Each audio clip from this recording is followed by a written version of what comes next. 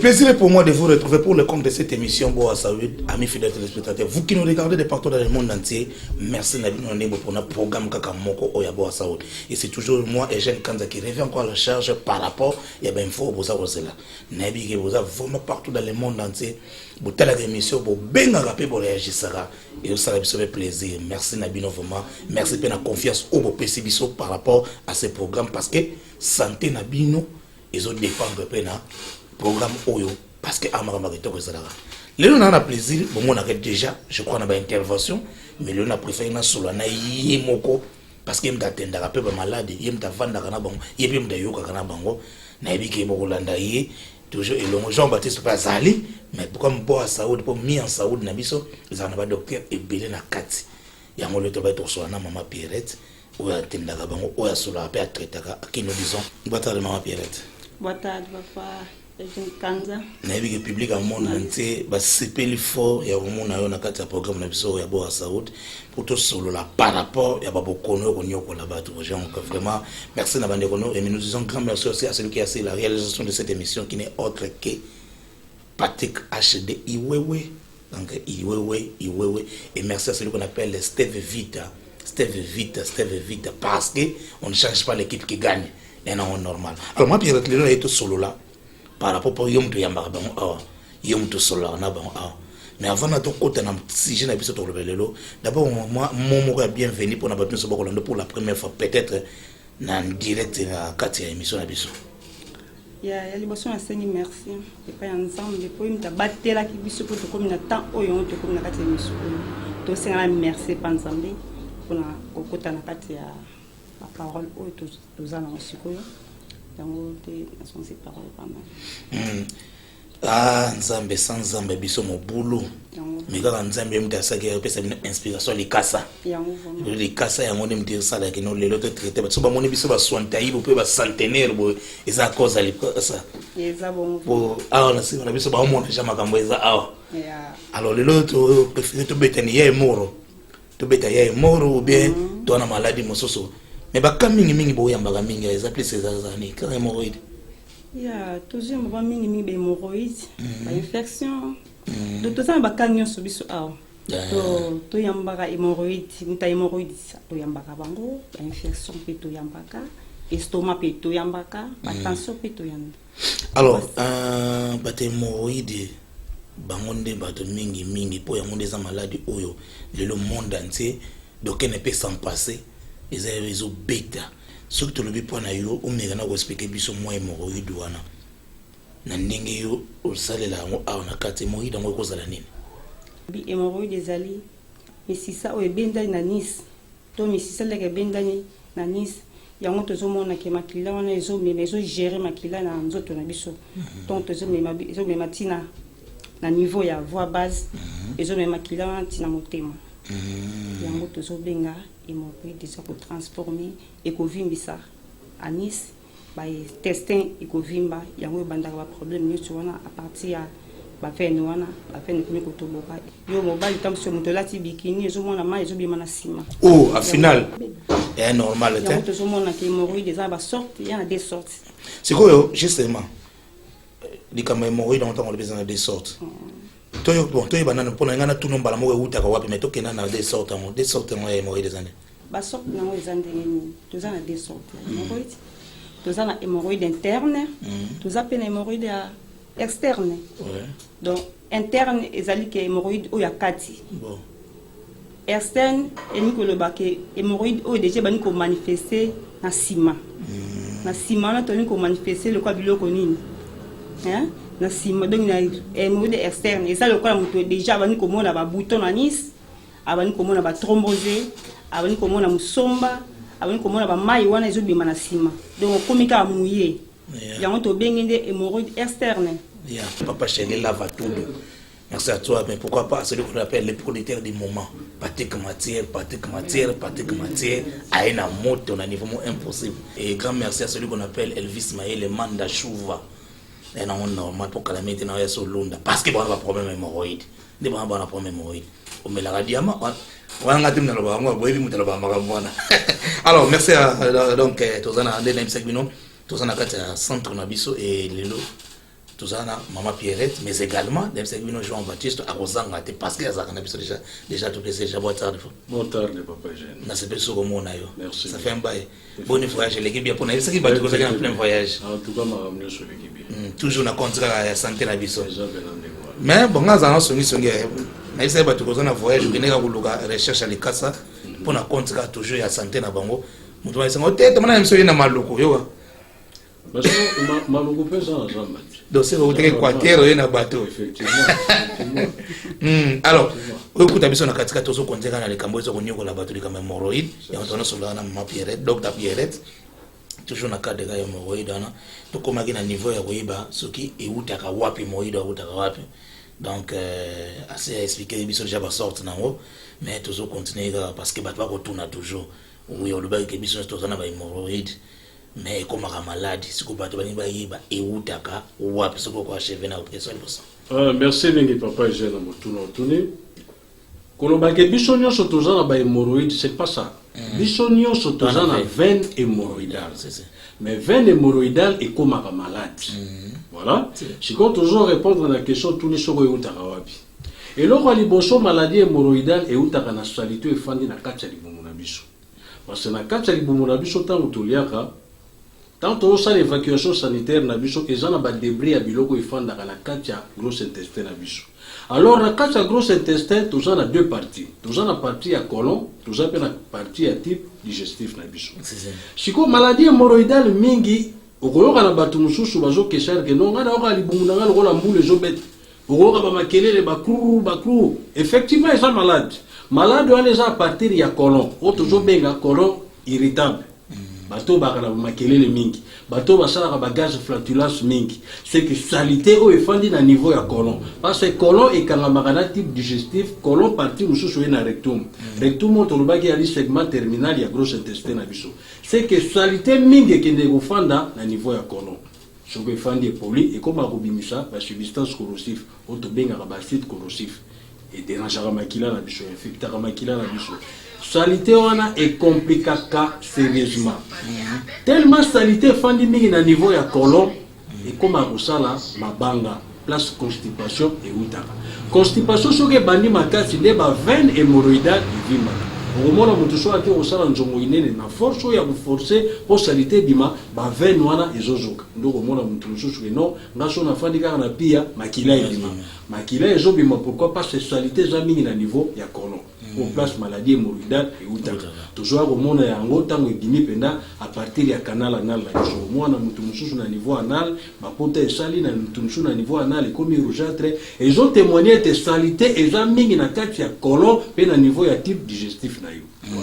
Merci donc je crois que c'est très bien répondu donc bato bazo ya na bango mais pardon docteur natuna na mapi ko yem tozo yamba pe bato awa mingi na baka otango yozo ya manabi na yumoko zo yeba ndenge nini ke note o ezambala moko hémorroïde par rapport à l'explication des docteurs Pesebison na koyeba ngona basigne basigne ndeti ni utawoye nga lokola biki nazoka mutu pasi nazoka ba vertige appétit à rouler ezate ba makele le docteur lobike ba makele ozoka libumu lokola ndeti mutu mbule zo beta ba makele na libumu yango ndeto zo be ba signe ma hémorroïde eso mwa banzote ko maka frakeza pona ko lamuka na tongo yo mutu donc vuko ko lamuka te nzoto ya ba frakeza zo maka nzote makasi wana c'est notre tongo yo sala question ozo sola na bango là ozo sola na bango dia on comprendre biloko ani soins hémorroïde hein la constipation na toilette ozo mwa mutu ke toilette absolu me makila na toilette mukusana nis ba biloko ni soina ba gaz ba crampe ba biloko ni sozo causer que ya hémorroïde là na soli na comprendre déjà que oyo asa na hémorroïde. Alors phytothérapeute Jean-Baptiste pour na seplamine na phytothérapeute pour montrer ça comment déjà docteur et le oyo ils ont dérangé peu moi trop parce que na oskuta na bato na nzela bazo expliquer ngam ezana maman moko j'étais salé Venise original la patrona moi na déjà à 7 ans mais a remarqué que moi n'a pas ça la selle ba 2 semaines 3 semaines ba melisi ba ji ya ndenge na ndenge ba memi taka ba charlatan to yebi ona ba tokesa ba fungule wana ba pesi ba 5 litres mais moi na azaka na difficulté à selle ba cancer peut-être ça typhoïde ba ke ba ça c'est examen typhoïde parce que non donc ba depuis ko bota mana le ko 7 ans moi na ndenge wana tango yo ko soye na kaende mwana. Est-ce que tu espères que mwana na akosala sel que no alipe à quel sel? Mais bien sûr. Voilà pourquoi on a eu ça on a zana kisi ya cavalier pour nous permettre que ça la lavage na niveau ya colon, que ça la lavage na niveau intestinal. C'est tout à fait normal. Parce que si on a eu mukolo, on peut comprendre. Parce que colon ya mukolo il mesurera au moins 7 mètres. Mais on a zama na muke. Déjà d'une année ni na saleté au zana niveau ya colon. Moi na rosa la peut biter la maladie hémorroïdale ou hérité yango na ba parents na ye. Yango na botami na ba symptômes wana. Abotami na makambo wana ozokutana nango. Mais lokola kisi ali to sala lavage na ye facilement.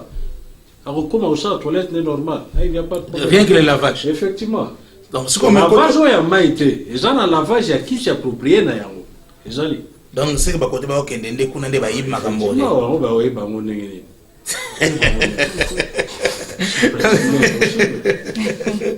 Ah mais likambo yo et parce que ba déranger nga bazo benga anytime. Parce que tant on a zo ba cavalier ya kamomia, il pas na ile roi charlatan na izoleka. Cavalier.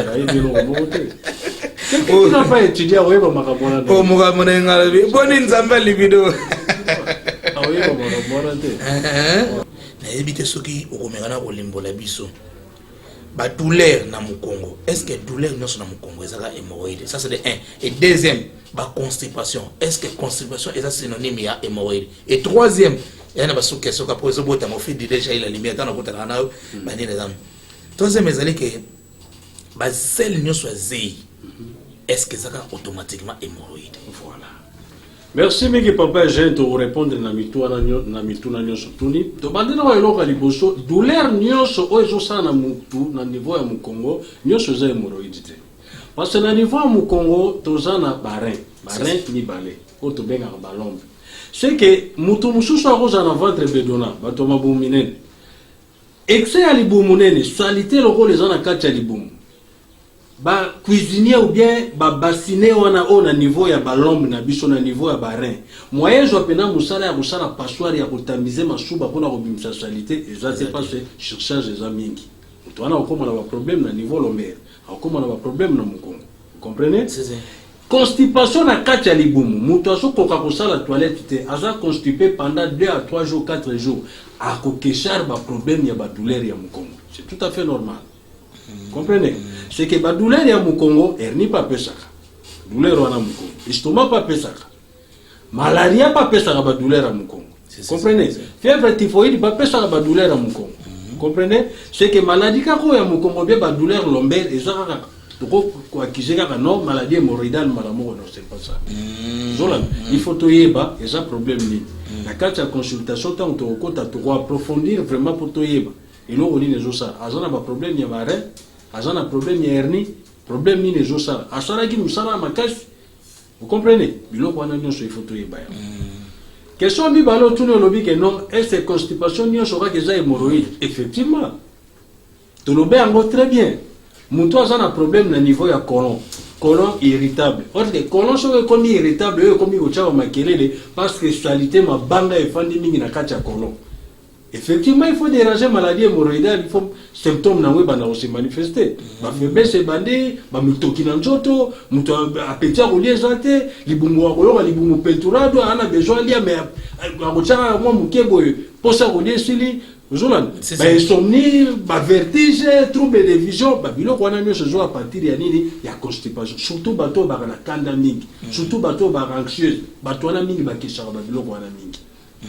Salité autorobi le rôle à ma fina est-ce que j'arrête à hémorroïde effectivement oyo muto akende ko sala nzongo ine lo koti na toilette ozomona ba biloko lokola ma fina tozo benga ngo ba substance to benga ngo ba muqueuse vous comprenez ba muqueuse ona ba muqueuse wana oyo bimaka o benga ma fina ba muqueuse wana eutaka na niveau ya colon otolobaki colon ezali yoko partie mususu e okangama na tube digestif na biso salité wana wa ba mafina wana oyo bimisaka ba benga bango ba muqueuse topé eutaka na niveau ya ba muqueuse eutaka na niveau ya colon tango biloko wana ezobima ezolakisa directement présence ya maladie hémorroïdale kati ya nzoto te place wana nga convaincre ngate po charlatan moko na yamba ya ibsanga soko moni ba mafina wana ne ozoloba wana c'est que papa et donc le bosso na nous faut ça là et ça d'abord Nalina loba nga fona loba kaka na shwate fona loba kaka. Abino un d'abord c'est ça amibe. Oh là là. Ya lobi que non soko moni lo kwande mwana d'abord ezana no amibe. Parce que ba symptôme amibe abi automatiquement ba symptôme ne sont amibe et ça ba symptôme de l'hémorroïde. Mais vous sentez pas que c'est makulu. Makulu kasi on ba le bana ba tofina biloko ni so bien makulu. Eza amibe. Makulu c'est makulu eza amibe. Ya lobi bongo. Yende nga fandi wana alanda lelo zo bik substance on ba benga ngo muqueuse, ba mucus. Oya benga ka ba biloko wana amibe non. Et utaka na partie ya muqueuse, et utaka na colon irritable. Zola c'est des places sanitaires wana utaka, n'est pas ma fina wana utaka. Oya zo benga amibe, c'est pas de la amibe. Et ça ba mucus, et utaka partie ya colon. Zola muto akomi ko développer ba colopathie fonctionnelle, n'est pas sanitaire wana utaka kuna. Et ça c'est pas de la amibe. Wana ya makambo amibe te. Pour le rôle azane charlatan, il connaît absolument de ça. C'est tout à fait normal, Nzambe merci na ndenge osali ke bakolo musala bazonga na musala bango ena on normal donc ezana on normal pour bakosi neti nga bakosi nga trop na travail trop na bango bakosi nga trop mais le temps opema moke nous ne sommes pas sponsorisés tous sponsorisés na likasa donc on a choisi neti nga likasa ka babi mikolo opesi nga bakasa tout yango changer nga ba systématique donc na ba santé. Alors tout on t'a compris ça sur ba détail mais sikoyo sima muto kopé yeba que effectivement azana ba makambo ne surtout ne olibiko no ko découvrir que ça hémorroïde sima ko yeba na yo sala kanini sima ko yeba ngono ko luka mungangati na moni kuna sika bazoba bo asaudi nde na moni ba komi wana seke ba santé na ngeza malamu so yo tango yamba kana réaction no mbala mweza kanini tango moni ndo est-ce que ça directement kaka avec maman nazo yoka boye on se confie na maloba na ye to yo moko nano après avoir reçu Jean-Baptiste osana makambo mbosala on confie na yenante na osona ye liboso la komi na ko yamba ye liboso na lobi mama to yebi oyamba ki numéro na biso obenga ki ngai to solo laki la osolo na biso okomi na centre là yo komi na centre osani oyeli consulta na consulte ça n'était maman consulte MC à 3000 kwanza au fond les fiches nayo là au fond les fiches on a simandé to bani ko solo la o bani ko yebisa ba data ba symptômes ni oyoyo kaka la partie wana ngana reçoit son conclusion ya ko yeba ce qu'ils ani bezani. Donc je crois que ce qu'on y a na centre local bosser ça na yo expliquer na makambo oyoka et puis les restes tiki na ngobango parce que tout le monde a mingi et ça alors on noté à côté na pharmacie osana kisi mwana tango za tango za pesa pesa on dit non pour ba ibisa nga yonde muto passe. Non, le problème est ça, tant que tu commis na consulteur na biso, après avoir reçu la consultation, il faut na yebisa patient. Parce que ya pesinga kesha na ye. Lokola ngai kolo musala na yebi symptômes, na yebi maladie hémorroïdale, na yebi makamunyo so ndenge zo fonctionner na nzoto na ye, ngai siko na bandi ko laksa ye. Eloko boye ezo sala yo ezali boye. Eloko boye ezo sala yo ezali boye. Vous comprenez? Parce que mutu fois ça la convaincu na eloko wana. Vous voyez, on attend on a zo coma, on a zo PC qui ça et puis maintenant no makambo ezo déranger ngai en tout cas ils appellent yam. Comme ça ndenge.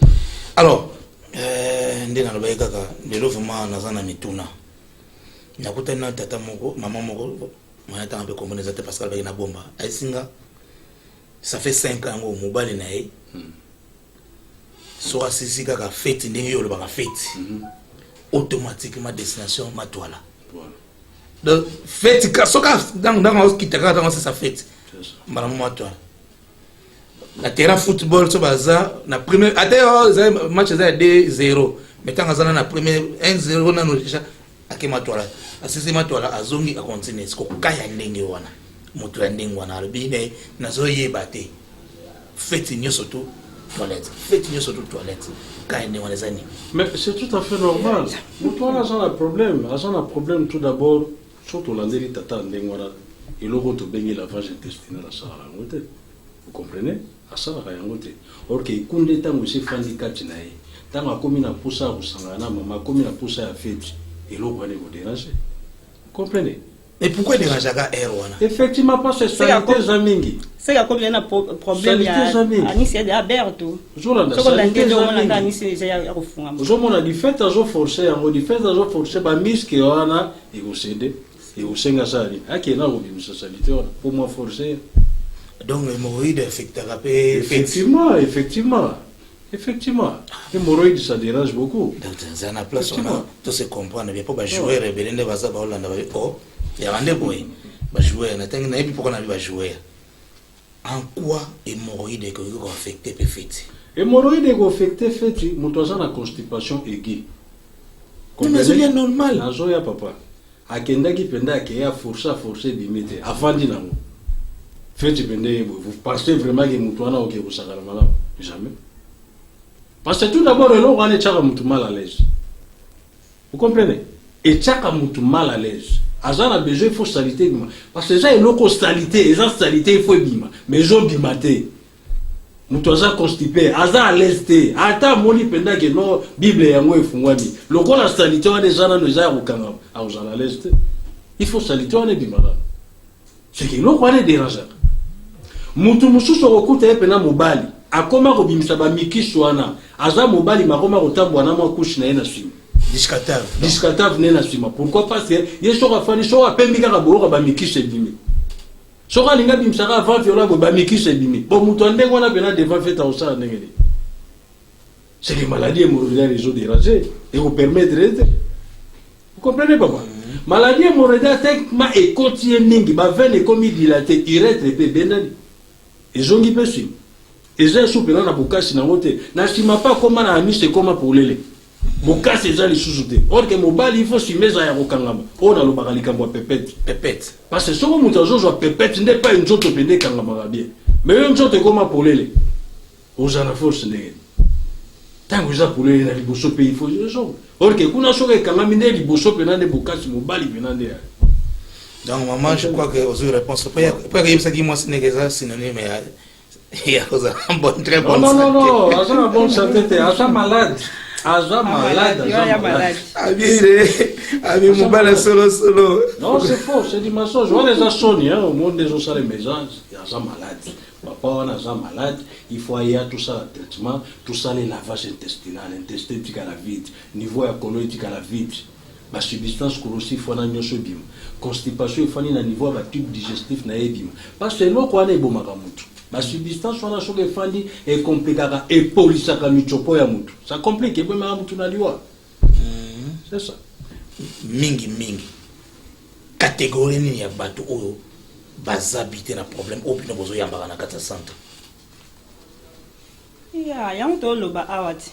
Kato yo biloko ba presque bato ba osana on vend des hémorroïdes.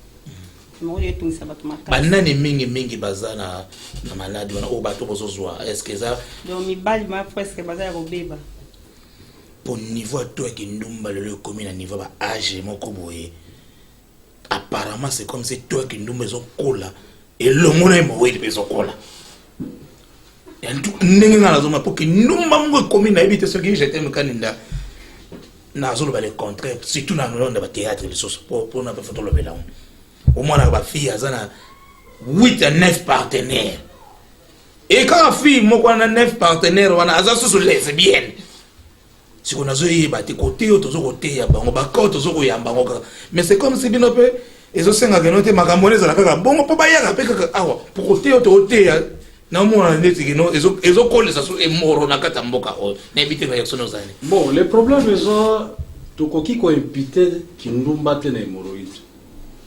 Tu as imputé qui nous battent la souffrance, la crise. Vous comprenez? Moi, je suis allé à Multicasa, à mon balcon. Vous comprenez? Parce que je suis allé à Multicasa, na Mutama, na Multicasa, na Ojaïna, na Multicasa. Vous comprenez? On a pauvreté, na lokoso.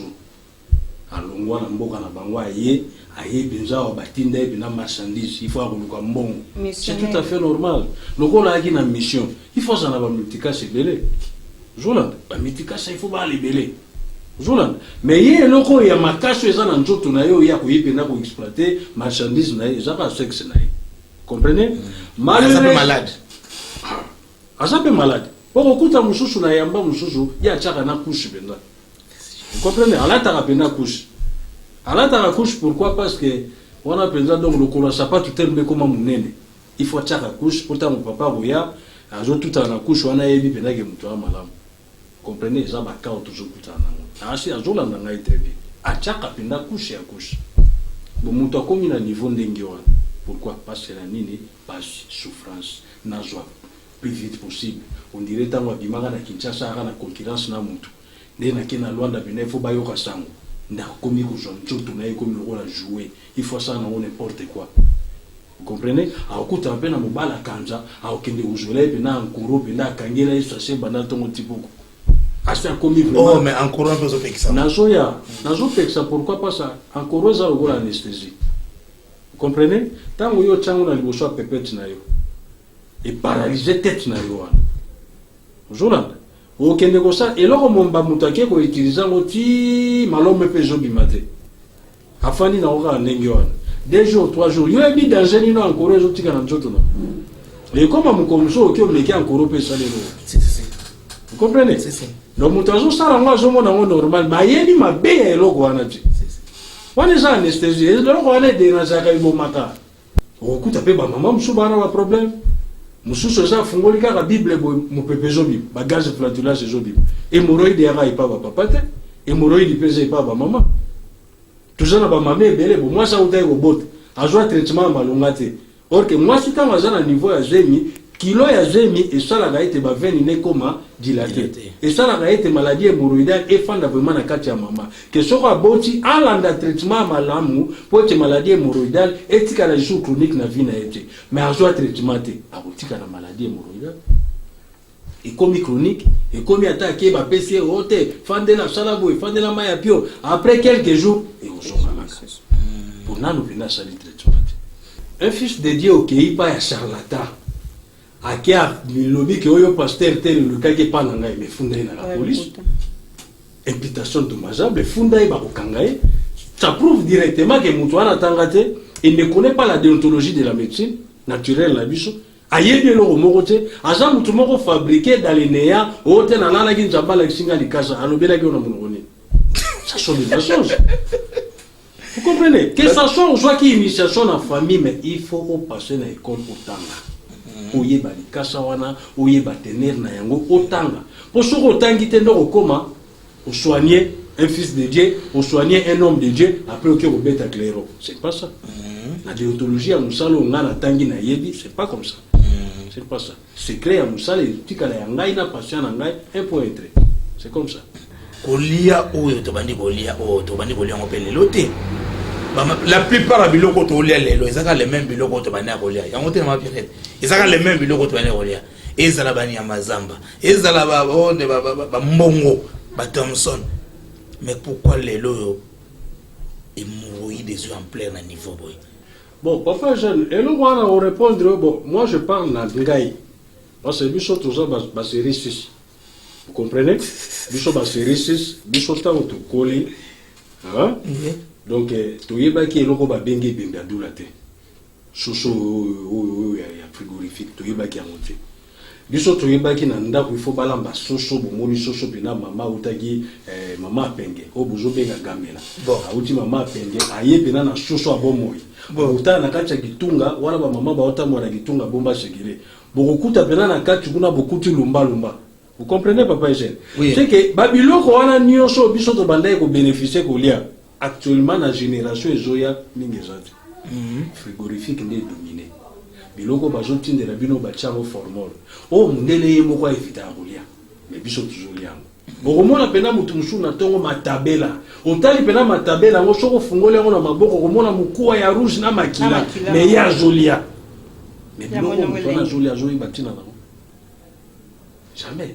Est-ce que mutuana pena ndingo tuni ndenga zola nanga? Est-ce que moi si na ye banda bala ye asala mbela ata soso na lumba penza ya pam na fufua masangu na masangu? Non. Mokuta mutu tala kwanga munene na mwa pesi. Peso na yebi te soko pendant combien d'années peso ane sekom. Maintenant mutu azolia amidon o ya munene koti na niveau libumu na ye. Et que ofa na niveau ya colon. Constipation goya. Tant que nous forcer pour ça l'évacuation non ba veine comme a dilaté présence à maladie hémorroïdale goya. C'est comme ça. Mutu ya li arara loso na mo kosa moko ya kokauka tale bela loso ya pembe akozwa maladie hémorroïdale te comment. Mutu azoki mana kolia biloko eza naturel. ye penda vacciné ye banda ya na kati ya mboko Rwanda lokola kanaka musuni en tout cas eloko babengi légume o eza végétal ya kolia yango te kwa kusoma maladi te ko alinka misuna zomon et puis ba misuni ya zolanda ba misuni wana penda bande longwa soko na Espagne bande longwa Brésil bande longwa Afrique du Sud pour comme la biso combien de mois il sala na kati ya frigo système Android yongane commission ko fatigué moja système Android yongane commission ka umoja kaka bon mais umoja wala ko ezaka oh mususu ko to ebisanga bino docteur biso to ala Afrique du Sud na zaka guarda ezaka ka soko mama tikalika na teni dada na ki muto komi na niveau ndenge wana mais ubota bana ba voisin uboko la bana ba voisin c'est comme ça aboko moi la voisin effectivement et là on bat bazo bosana soka ina centre oralo ba maladi o ya zanango ubi alo ba musala o ya salaka na ndenge ma mukezo sentir mais lo awela yango te soki ya comme na centre le ko ibiso zo wela ke problème nanga na zana problème ya ba faiblesse et là on a complété les cas de faiblesse sexuelle na éjaculation précoce parce que côté na zo ngana kota ndenge mwana mais est-ce que yo anticiper pour mutune zo résultat. Les problèmes sont tous en faiblesse sexuelle, tous en éjaculation précoce. Et là, on dit les autres salariés qui ont un problème d'éjaculation précoce. Vous comprenez? Et là, on dit qu'il y a un problème psychologique. C'est-à-dire un problème psychologique, opération aussi mal résultée, azare qui n'a bon aussi là. Vous comprenez? À comment vous soupçonnez que moi, c'est na comment vous bimana voisin. Et Jacques Ratango qui pour ça maman so ba comme il y a na posa wana na pembeni bakutana soka kanisika elo wana psychologiquement affecté aza sur na posa maman ti ko nzoto biso lembi et donc on balé toujours talango na côté ya gamète on a toujours remona na niveau ya sperme na ye est-ce que réellement na niveau ya spermatozoïde na yo osana mataka est-ce que vous en a maille suffisant? Comprenez? C'est que si on a une oligospermie, asténospermie, aspermie totale, à quoi accuser problème d'éjaculation précoce. C'est que Moutounio soit un problème d'éjaculation précoce, il n'y a pas déjà malade. On est malade, moussous. On a un simbi hémorroïdité. On a suivi l'examen spermogramme pour total. Maïna yo mataka bazali ou bien bakufanyos. Est-ce que maïna yo zakana solo? Est-ce que zakana couleur? Est-ce que comment le rôle maïa nkelo? Il faut te y babilo guana. Sur d'ordre psychologique, est-ce que vous avez un problème psychologique? Nous avons un bon aussi là. Nous avons un mois, c'est l'île pena mois, c'est naïbe. Le cola mois, c'est comme la multicasse est belé. Papa comment tu as monier. Attention à qui pour ça naïbe. Mais soit quand tu as multicasse, on a un mutamba pour ça naïbe ici. Tout ça, ça dérange n'est pas un moutou. À soit comme un problème yanini et éjaculation précoce. Parce que nous balinda un problème d'éjaculation précoce. Quand il y a faiblesse sexuelle, on a les camomos. Oh, c'est là. Vous comprenez? Place donc, moi, si à une éjaculation précoce. Moi, c'est une éjaculation précoce. Moi, il y a une éjaculation précoce. Il y a une façon à court, hein? Il faut que d'accord. Moi, il y a un problème d'éjaculation précoce. Moi, c'est un problème de faiblesse sexuelle. Et là, quand même, dans zone même trésor ngom, on y a les grands terres, je t'aime Canada, à Zola, on a été. Vous comprenez? Parce que le problème est ça, moi je suis un problème de frigidité. Moi je suis un problème, il y a manque, il y a libido. Libido? Il y a libido. Libido, tu vois qu'il y a instinct psychique, instinct sexuel, où est-il n'arrête que tu sois mouni molongani, alors qu'il pousse à Roussananaï. Mais ce qu'on nous a dit, il y a un problème où il y a frigidité. Frigidité causée due à quoi? Na kyste, na myome accouché par corps, na myome utérine, na ba myome mignon sur l'olenge na monyo sur misad. Oye, comment ça mobile simbié asiliki? Moi, c'est développé à niveau pelvique et vimba. Nous sommes au monde en gelé et tengami. C'est que moi, je suis comme un problème, il y a faiblesse sexuelle. Et ça, Kamoko, Kawana, et ça vraiment. Tu n'es pas sûr que le ballon est étape. Parce que moi, c'est produit. Tu n'as pas autour le ballon comme moi, ah, on est dans le parce que moi, c'est produit, moi, je suis à côté. Et puis, c'est pas mon petit Congo qui a produit. Effectivement. Et puis, c'est pas mon petit Congo. On a bien gagné, ça déjà prêt. Que nous avons ça dans l'émission. Charlatan, mon appelle ça qui est produit. On appelle ça ya ce qui pour la nini.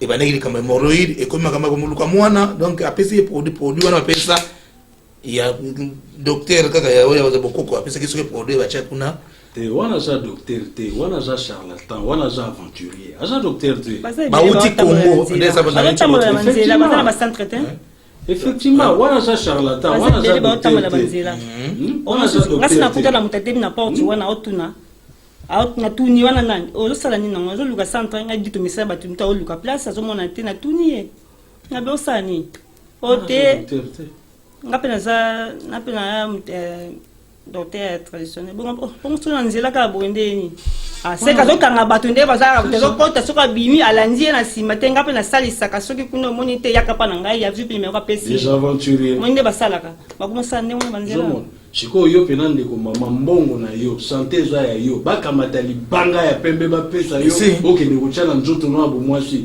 okolakisa ta mobali no te okenda ta kotuna te eko compliqué et puis ntango ozosala traitement soko bayebisaki yo tika kolia mafuta tika kosanga tika masanga respecte nanu makambo tozoloba.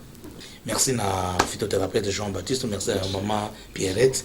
Alors tu bandi kokoma na suka émission na biso par rapport ya bandeko oyo bayaka aya bopesa ekisi akenda 3 jours kaka malama monde c'est rabiki sisa na kisete akomana yazongela nenyo so bopekisa ni yo koloba presque on a ozongisa maloba epa ya phytothérapeute ya tozoloba na bango boye poniti lelo toyambaki mutu toyambi ye moko aye ote na traitement awa me namona ki changement ka moke bando kenda banda 2017 banda na 8e mois donc ndo bapesi ye recette ake na ye première phase kaka bandi ake ajumbu amoni moi bien avandi na ye siko azwi ko réclamer ke nazwaki traitement nakomaki bien te lakisa recette na yo ezati ya safa biso tala fiche na biso tala fiche total fiche azwa na ye kaka kisi première phase ya liboso kaka donc ndenge amonaka ne bien amoni ke akomi na ye bien azongi na nyonso to abana sala azongi na nyonso abosala na ye siko azoyanga na yelaka premier mabota na yelaka premier hémorroïde na ye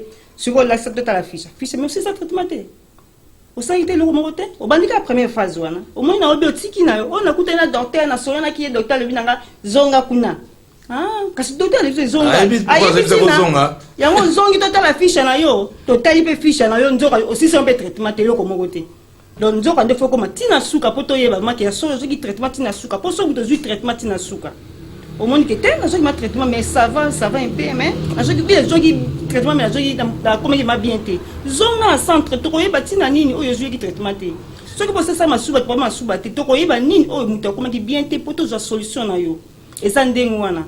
Est-ce que arrivera pas que notre moutaillé par rapport à l'hémorroïde, c'est vraiment une question ouverte. Moutaillé n'a pas un hémorroïde, mais pour le but que notre avons ça de test à Masuba. Bon, toko tali sayango par rapport ndenge toko solo là. Ya kesha. Ya kesha na ye. Il peut arriver. Tout d'abord, mutushoka étant toujours fongo la fiche, na kati fiche za na ba kesha wezali. Okuta rubrique mo ezana ya glycémie. Vous comprenez? On a test la glycémie. Si on a mon glycémie, les aromates. Automatiquement, il y a un problème, vous habitez un problème, il y a de à sucre. C'est que quand on a la recette, il y a attaqué un problème. C'est comme ça. Parce que quand tu as un problème, attention. Il faut attendre la tension. Parce que l'hémorroïde n'est pas attention. Voilà. Hémorroïde, oui, hémorroïde, attention. Mais quand moi que hémorroïde appelle ça la thrombose, bon attention matsate. Thrombose hémorroïdaire réelle. Hémorroïde à matcha attention parce que ba veine ici vimbi ba veine dilatation on est combien ma casse attention matara. Hémorroïde à matcha attention. Alors tu vas dire comment na sur émission na biso d'habiter par rapport à bandeko nano pour la première fois ba Hollande biso nini yo ko ba bango pesi biso adresse à centre après to kela phytothérapeute pour autoclore émission na biso. Biso tovandi na kapolo doge soki mutu awuti nzela ya bakote mabor makote ba ojaenda so okomi ya sanator à partir ya sanator okozwa transport ya bakita kosi soko ozwi transport ya bakita kosi nde okobenga biso ozwi telefone na yo opesi pa chauffeur ngai kaka na oswana chauffeur wana mpona yebisa ye esika oyo ya kotika yo soko bimeli na nzela ya golf doge okoya tina kimbangu na entrada kapolo doge nde okobenga ngai na kosolola yo na yebisa yo esika ndenge ni okoyela wana kozwa sur transporté okoya na makolo Des presque tout petit adresse na biso monde ils ont m'appelé. Merci. Donc je crois que l'adresse c'est PSA mais donc et puis on a Robenga ba numéro ça on affiché na bande de l'écran pour Robenga ça toujours. Ça n'est fini pour aujourd'hui. Merci na Fidèle Téléspectateur, merci na Maman Pierrette et docteur Togomina Souka. Na ebi ke to close ça kaka toujours pour na mo le ba moko pour mingi ezala gande to yo lo ba na bango ke mbongo ezaye mais ay ba peli kamba santé donc faisait ça ce qui to clore pour na lelo nini yo lo ba na bango et puis na ba patient o yasika o peut-être banga nanu mais tanga yo ki yo lelo peut-être azu idée bon na bande ko ba juli ba ko ya kolanda ngai na mokona lelo toujours lo ba boy eloko bozo benga hémorroïde o mutu nyosho zaka na hémorroïde mutu nyosho na mote mutu nyosho za na musisa to bengi veine hémorroïdale. Les veines hémorroïdales sont parmi les veines où ils ont na kati na nzoto na mutu. Tozana ba veine cave, tozana ba veine splénique, tozana ba veine urétrale, tozana ba veine ya lolenge nyonso na kati na nzoto na biso. Parmi ba veine wana tozape na veine hémorroïdale. Ba veine hémorroïdale eza yoko misisa o esungaka biso bato kozoma kila na biso na niveau ya voix basse pour na komema ngo na niveau ya motema.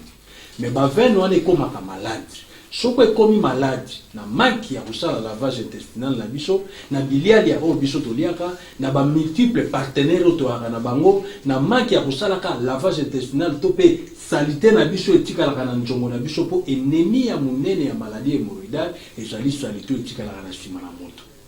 Masanga ennemi ya hémorroïde, biliali ennemi ya hémorroïde, ba partenaire par-ci par-là o ba multicasa na ngai ennemi ya hémorroïde. Ndeko ya komisho via merda yango tozobenga na bandeko nyonso oyo constataka nakoma polele nakoma kobimisa mopepe liboso nakoma koyoka mokusa na nsima na ngai na developa bambuma pembeni ya kanali ya niche na ngai esengeli koya komona biso papa mama oyo monaka kesho na fandi même na kati na bato ozoka lokwa bakake ezobeta na libumu na yo mbula ezobeta na libumu na yo wana pe ezali maladie eza na niveau ya colon na yo colon irritable.